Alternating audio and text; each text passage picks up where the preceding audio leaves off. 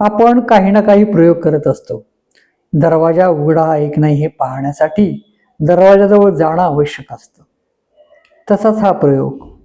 शांत राहणं, श्वास स्थिर करणं, मन शांत करणं आणि मग पहा, यातून मिळणारी शांतता अन्य ठिकाणाहून मिळते का?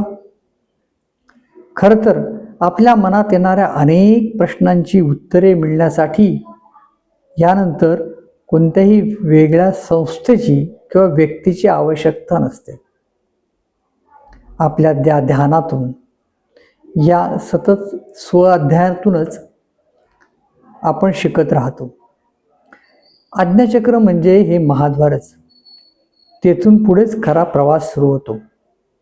समचरण स्वरूप विठ्ठलाचे हे ज्योतिस्वरूप दर्शन होय.